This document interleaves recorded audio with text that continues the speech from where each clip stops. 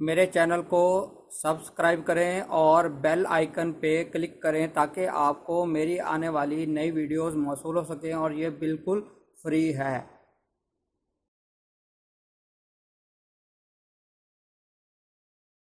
बिस्मिल्लाहिर्रहमानिर्रहीम। आज बात करेंगे एक्वेरियस यानी बुर्ज दल्फ। इसका सितारा ज़ोहल है। तो सबसे पहले बात करते हैं, आप सेहत के हवाले से टेंशन का शिकार हैं, डिप्रेशन का शिकार हैं, सेहत के हवाले से पॉजिटिव रिज़ल्ट नहीं मिल रहे, लॉन्ग टर्म आपको इलाज करवाना पड़ रहा है, ये तमाम चीज़ें इस वक्त होती हुई नज़र आ रही है जायचे के अंदर जो पोजीशन बनी हुई है।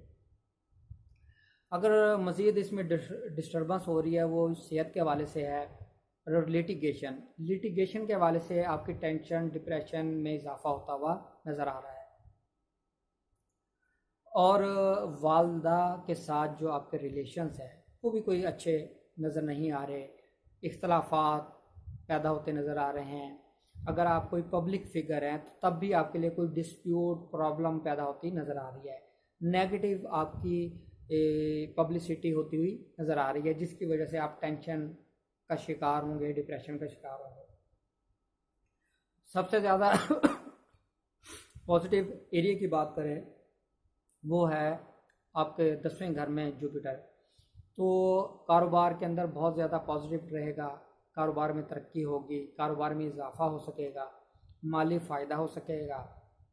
दूसरा मैं इसमें बात करूं तो जॉब के हवाले से, जिनके पास जॉब नहीं है नई जॉब मिल सकेंगी, जिनके पास जॉब हैं और वो अपग्रेडेशन प्रमोशन या मज़ीद उनको आगे तरक्की, इस हवाले से बहुत ज़्यादा पॉजिटिव एरिया चल रहा है, पॉजिटिव टाइम चल रहा है। इसमें एफर्ट करें तो इंशाल्लाह आपको पॉजिटिव रिजल्ट मिलेंगे।